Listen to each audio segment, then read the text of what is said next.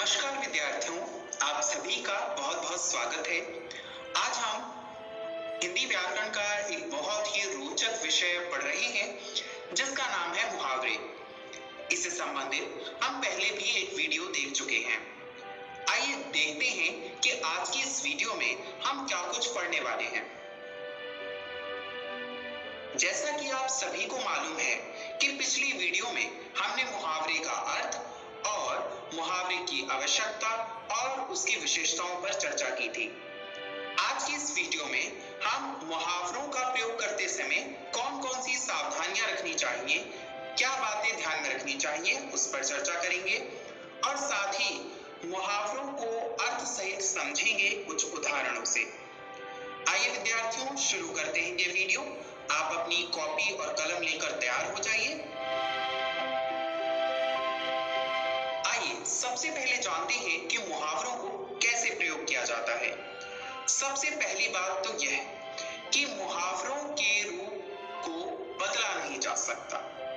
इनमें प्रयुक्त शब्द को उसी रूप में स्वीकार करना होता है। अब ये कैसे कह सकते हैं हम? एक उदाहरण से समझते हैं। पहला है अंग टूटना। यह एक मुहावरा है। अंग टूटने का मतलब है शरीर में दर्द होना, है ना? तो अब इसे हम यह नहीं कह सकते कि शरीर टूटना। यहाँ पर अंग और शरीर जो है वो दोनों ही पर्यायवाची शब्द हैं, पर इन दोनों को हम स्थानांतरित नहीं कर सकते। अंग टूटना जो है वो सही मुहावरा है, जबकि शरीर टूटना गलत। अब आप कहेंगे कि भाई ये तो बिल्कुल विचित्र बात है कि अंग और शरीर दोनों का अर्थ तो एक ही है और फिर मुहावरों में अर्थ का महत्व भी नहीं होता, कुछ और ही अर्थ होता है। तो फिर शब्दों की हेराफेरी क्यों नहीं कर सकते? इसलिए नहीं कर सकते क्योंकि मुहावरों की विशेषता है कि वे कई वर्षों के अभ्यास से हमारी संस्कृति में चली आ रही है। तो उस अभ्यास को तोड़ने का कोई उचित मतलब नहीं होता। इसीलिए मुहावरे के रूप को नहीं बदला जा सकता और इनमें जो शब्द होते हैं उसको उसी रूप में स्वीकार करना होता है। आइए अब जानते हैं सावधानी संख्या 2 कि हमें दूसरे नंबर पे कौन सी सावधानी बरतनी है। वास्तविक अर्थ के साथ मुहावरों का प्रयोग न करके रूढ़ अर्थ के साथ इनका प्रयोग किया जाता है। उदाहरण के लिए अगर मैं कहूं कि राकेश हवा में उड़ने लगा है, अब इसका मतलब तो यह नहीं है कि राकेश सच में हवा में उड़ने लगा है। इसका मतलब यह है कि जो राकेश है उसको अति आत्मविश्वास हो गया, ओवर कॉन्फिडेंस हो गया, है ना?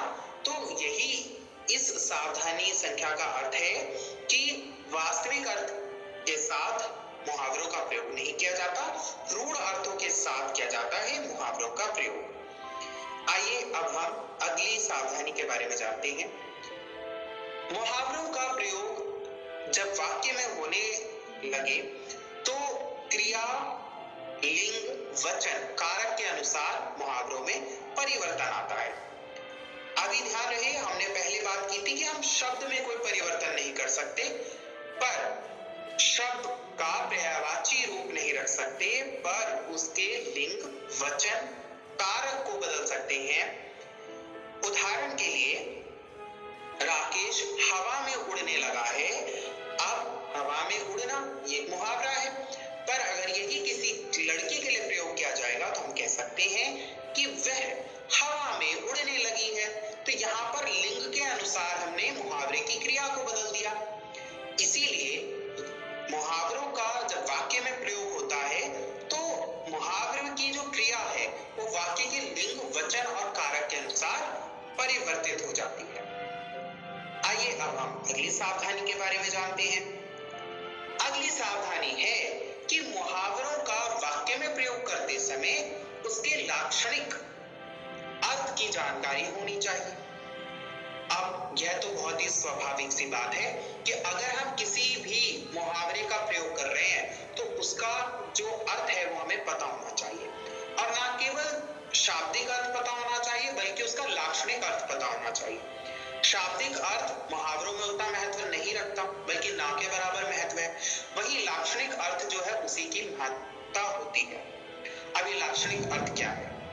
देखिए, जब शब्द के आधार पर ही अर्थ निकाला जाता है तो उसे कहते हैं अभिधार्थ, और जब शब्द का अर्थ किसी लक्षण के आधार पर, गुण के आधार पर निकाला जाता है तो उसे कहते हैं लाक्षणिक अर्थ। तो मुहावरों में लाक्षणिक अर्थ होता है, तो उसकी जानकारी प्रयोगकर्ता को होनी चाहिए कि जिस मुहावरे का वो प्रयोग कर रहा है उसका अर्थ क्या है ना। आइए अब हम अगली सावधानी की चर्चा करते हैं। अगली सावधानी ये है कि मुहावरों का प्रयोग सीमित तथा आवश्यकता अनुसार होना चाहिए। अब अगर हम एक वाक्य लिख रहे हैं और उस वाक्य में हमने मुहावरे का प्रयोग किया, अगला वाक्य लिखा उसमें भी मुहावरे का प्रयोग किया, अगला वाक्य लिखा उसमें भी मुहावरे का प्रयोग किया, इस प्रकार पूरे अनुच्छेद में जितने मुहावरे लिखे हमने उतने ही वाक्य लिख दिए, तो वाक्य कम मुहावरे ज्यादा और जो भाषा है वो प्रभावशाली होने से अधिक कठिन और बहुत ही अरोचक हो जाएगी, मतलब उसकी रोचकता छिन जाएगी। तो मुहावरे का प्रयोग सीमित होना चाहिए और इतना सटीक होना चाहिए कि जहां पर प्रयोग हो रहा है उस स्थल की अभिव्यक्ति विशेष तौर पर हो, अच्छी स्तर पर हो, मतलब उसका कोई अलग अर्थ ना हो, यानी लक्षणार्थ जो है वो बिल्कुल सही सही बैठ जाए, है ना। आइए अब हम अगली सावधानी की चर्चा करते हैं। अब यह अंतिम सावधानी है जो छठे संख्या पर है ये सावधानी। आइए अब हम जानते हैं ये कौन सी सावधानी है। इस सावधानी में यह है कि इसका प्रयोग लोगों की निंदा, कमियां व दोष दिखाने के लिए नहीं करना चाहिए। देखिए, लोगों की निंदा करना, कमियां व दोष दिखाना एक अलग है और व्यंग करना अलग है। व्यंग करते हैं हम किसी भी व्यक्ति के व्यक्तित्व को देखकर उसकी अच्छाइयां और बुराइयां पहचान कर उस पर कुछ कहना, है ना, और उसके सुधार की आशा होती है उसमें। पर जो निंदा है वो बुराई होती है, वो नकारात्मक भाव है। तो कभी भी हमें मुहावरों का प्रयोग दूसरों को ठेस पहुंचाने के लिए नहीं करना चाहिए। मुहावरे का सटीक प्रयोग वही है जहां पर अर्थ की अभिव्यक्ति के लिए, भाषा को श्रृंगारिक बनाने के लिए मुहावरे का प्रयोग किया जाता है।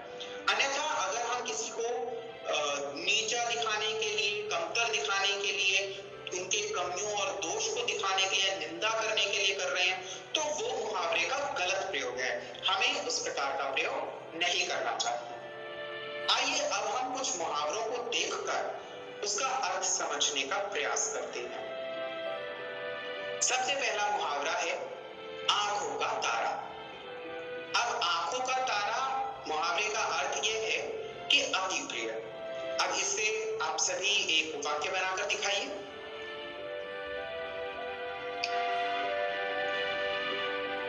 मुझे आशा है कि अब तक आपने वाक्य बना लिए होंगे।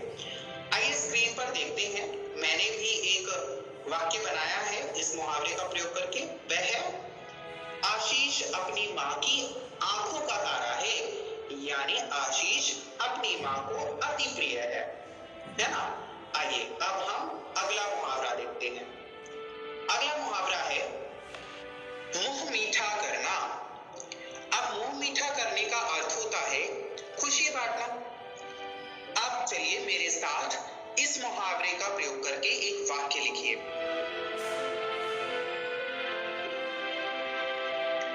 मैंने जो वाक्य बनाया है वो है जब उनके लड़के को नोबेल शांति पुरस्कार मिला तो वे इतने खुश थे कि उन्होंने सभी पड़ोसियों का मुंह मीठा कराया था, यानी सभी पड़ोसियों से खुशी बांटी थी, उन्हें मिठाई खिलाई थी, है ना। आइए अब हम अगला मुहावरा देखते हैं। अगला मुहावरा है चेहरा उतरना। इसका अर्थ होता है उदास होना और इससे संबंधित वाक्य इस प्रकार बनेगा कि जब शाम को पता चला कि वो परीक्षा में विफल हो गया है तब उसका चेहरा उतर गया, यानी वह उदास हो गया। आइए अब हम अगला मुहावरा देखते हैं। अगला मुहावरा है बाघ का धनी। बाघ का धनी होता है वादे का पक्का, यानी जो अपना वादा कभी ना तोड़े, अपना वचन कभी ना तोड़े, जैसे कि हमारी भारतीय परंपरा है है ना, प्राण जाई पर वचन ना जाई। तो इससे संबंधित एक वाक्य बनाइए।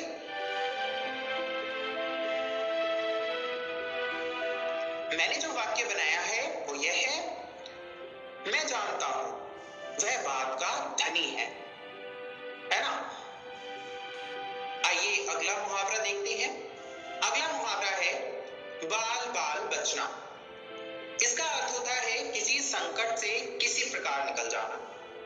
अब जैसे कभी कभी आप गृह कार्य नहीं करके लाते और मैं आपसे पूछता हूं कि आपने गृह कार्य किया या नहीं, तो आप कभी कभी अपने दोस्तों के पीछे छुप जाते होंगे और आपको डांट नहीं पड़ती, इसलिए आप बाल बाल बच जाते हैं। तो इसी प्रकार आइए इस मुहावरे का एक प्रयोग करके देखते हैं। इसका वाक्य में प्रयोग इस प्रकार होगा, मैंने आज एक आदमी को देखा जो मरने से बाल बाल बचा। अब देखिए यहाँ पे हमने वाक्य में जब प्रयोग किया मुहावरे को, तो इसमें वचन, काल और कारक के अनुसार परिवर्तन हो गया। आइए जानते हैं आज की इस वीडियो में हमने क्या सीखा। आज की इस वीडियो में हमने जाना कि मुहावरों का प्रयोग कैसे करना है। मुझे आशा है आपको मुहावरों का प्रयोग करना आ गया होगा। घर जाकर इसका अभ्यास जरूर कीजिए और इस वीडियो को देखने के लिए बहुत बहुत धन्यवाद। और मुहावरों को याद करना मत भूलिए। अगली वीडियो में फिर मिलेंगे।